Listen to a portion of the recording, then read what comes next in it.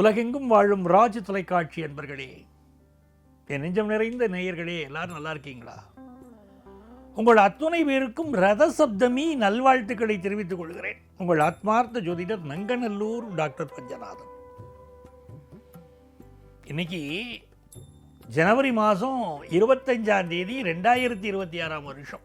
தமிழ் வருடத்தில் விசுவாவசு வருடம் தை மாதம் 11ஆம் நாள் ஞாயிற்றுக்கிழமை. இன்னைக்கு காலையில் 11:35 வரைக்கும் ரேவதி நட்சத்திரத்தில் சந்திர பகவான் போறார். இன்னைக்கு தான் ரத சப்தமி.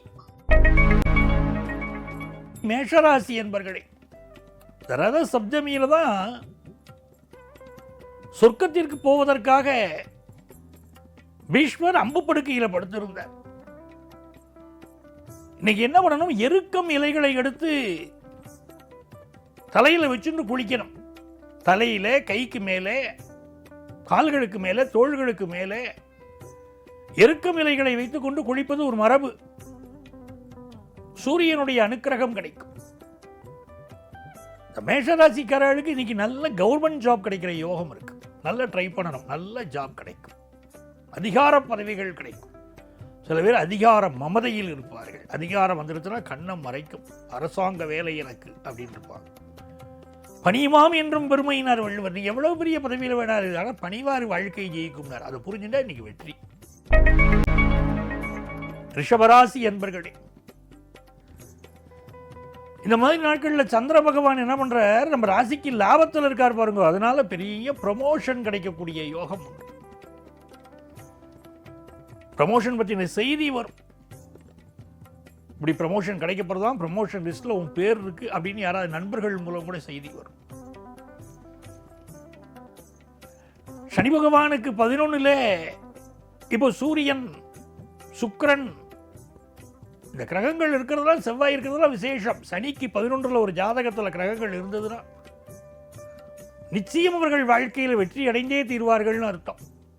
இன்னைக்கு பெரிய வெற்றிகள் ரிஷபராசிக்காரர்களுக்கு வரப்போறது. இந்த ஞாயிற்றுக்கிழமை ஒரு விடியலான கிழமையாக உங்கள் வாழ்க்கையில் அமையப் போகிறது. பாக்கியத்தில் சூரிய பகவான் இருக்கார். தந்தை வழி உறவுகளால் நன்மைகள் நடக்கும். மிதுன ராசி என்பர்களே, சந்திர பகவான் இன்னைக்கு நமக்கு 10ஆம் இடத்துல இருக்கார். உத்தியோகத்தை பற்றின சிந்தனையே இருக்கும். ஞாயிற்றுக்கிழமை தான், வீட்டில் இருக்கிற நாள் தான். இருந்தாலும் வீட்டுக்கு கொண்டு வந்து சில பேர் வேலைகளை செய்துன்னு இருப்பாங்க. ஏதோ ஒரு வேலை பழு இருந்து கொண்டே இருக்கும். குடும்பத்தை முன்னேற்றம் என்ற எண்ணம் இருக்கும். ராசியில் குரு பகவான். இந்த மிதுன ராசிக்காரர்களுக்கெல்லாம் இப்போ தன்னுடைய மகன், மகள் இவர்களை பற்றி சிந்தனையே இருக்கும். அவர்களை வாழ்க்கையில் உயர்த்தணும், நல்லா படிக்க வைக்கணும்.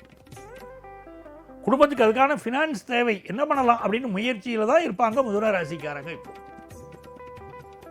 நிறைய பேர் புதுசாக வேலைக்கு ட்ரை பண்ணலாமா, புதுசாக தொழில் பண்ணலாமா, இருக்கிற தொழிலை டெவலப் பண்ணலாமாலாம் நீங்கள் யோசிப்பீங்க. நன்மைகள் நடக்கும். நல்ல நாள். கடகராசி அன்பர்களே, சந்திர பகவான் பாக்கியஸ்தானத்தில் உட்கார்ந்து இருக்கார். புதன் பகவான் இப்போ அட்டமத்தில் இருக்கார். இதைத்தான் தெரிஞ்சுக்கணும். அப்பாவுடைய உடல் நலத்தில் அதிக அக்கறை எடுத்துக்கணும். மாமனார் உடல் நலத்திலும் அதிக அக்கறை எடுத்துக்கணும். படிக்கக்கூடிய மாணவர்கள் என்ன பண்ணணும்? தன்னுடைய படிப்பு உண்டு, தான் உண்டுன்னு இருக்கணும். படிப்பில் ரொம்ப கான்சென்ட்ரேட் பண்ண வேண்டிய நாள்.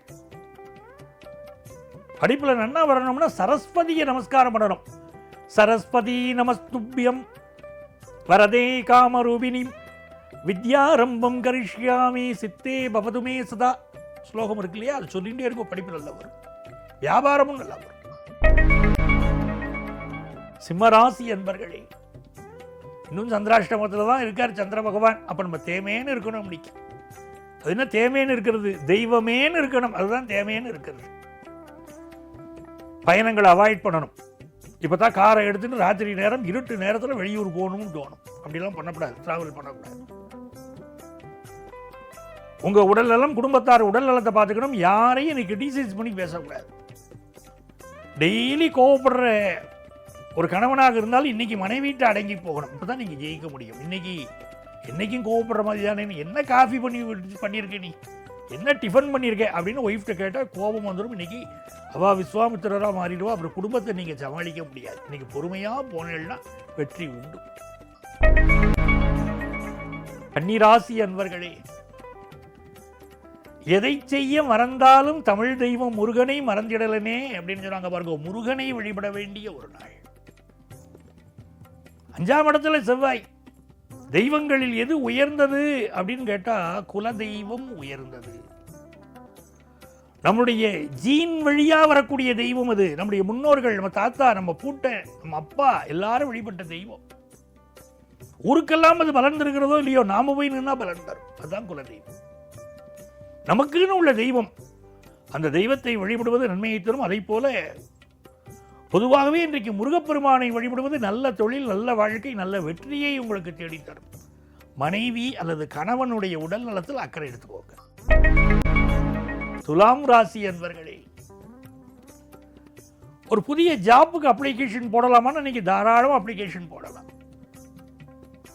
உடம்புல மறைந்திருக்கக்கூடிய வியாதிகள் வெளிப்பட்டு குணமாகக்கூடிய நல்ல நாள்.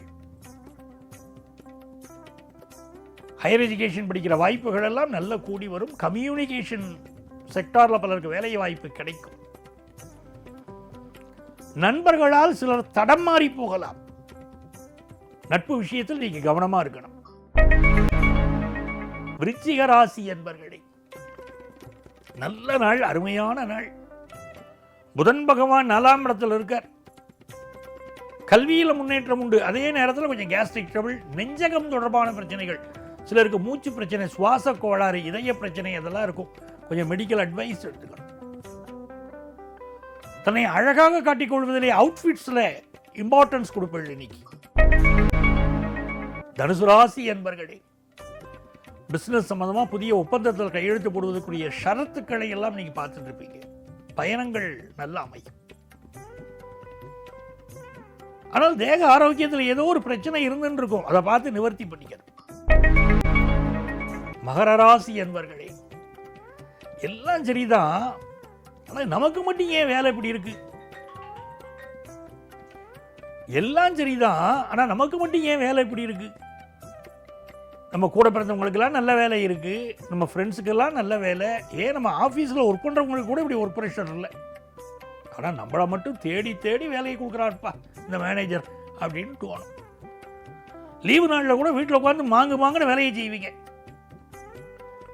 கட்டின மனைவிட்டு திட்டு வாங்குவீங்க. இன்னைக்காவது குடும்பத்தை பாருங்களேன். ஆஃபீஸில் போய் ஃப்ரெண்ட்ஸோடு பேசிட்டு இருக்கிறது, வீட்டில் வந்தால் ஃபைல் எல்லாம் கொண்டு வந்து வீட்டில் வச்சு பார்க்கறது, எல்லாம் தலைகீழாக பண்ணுங்க அப்படின்னு உங்களை சொல்லிட்டு இருப்பாங்க. இந்த நாள் கல்வியில் நல்ல வளர்ச்சி, வியாபாரத்தில் நல்ல லாபம் இருக்கும். கும்பராசி என்பர்களே, கேடில் விழிச்செல்வும் கல்வி ஒருவருக்கு மாடல்ல மற்றையவையினர் வள்ளுவர். இந்த நாள் உங்களுக்கு கல்வியில் உயர்வு, வியாபாரத்தில் உயர்வு, எல்லாம் தித்திப்பா இருக்கு, நல்லா இருக்கு, நல்ல வருமானமும் வருது. அதே நேரத்தில் கண் திருஷ்டி அதிகமாக இருக்கு. கும்பராசிக்காரா சுற்றி போட்டுக்கணும். உங்களுடைய உடம்பு வரியும் கஷ்டமும் உங்களுக்கு தான் தெரியும். ஆனால் வெளி உலகத்தில் அவளுக்கு என்ன அப்படின்னு உங்களை பார்த்து சொல்லிட்டு போயிடுறாங்க. கொஞ்சம் உடல் நலத்தில் அக்கறை எடுத்துக்கோங்க. நெகட்டிவ் தாட்ஸ் வேண்டாம். மீனராசி அன்பர்களே, நன்மையான நாள், நல்ல நாள். இந்த நாளில் வீடு கட்டக்கூடிய யோகம் வரும். சைட் விசிட் போயிட்டு வருவீங்க. புதுசாக ஒரு ஃப்ளாட் போடுறாட போய் பார்த்துட்டு வரலாமா அப்படின்னு தோணும். கோயில் குளங்களுக்கு சென்று வருவீர்கள். பிள்ளைகளுடைய முன்னேற்றம் பற்றி சிந்திப்பீங்க. வியாபாரத்தில் வியாபார ரகசியத்தை வெளியில் சொல்ல வேண்டாம். அன்பர்களே, நாளைய பதிவில் மீண்டும் சந்திப்போமா?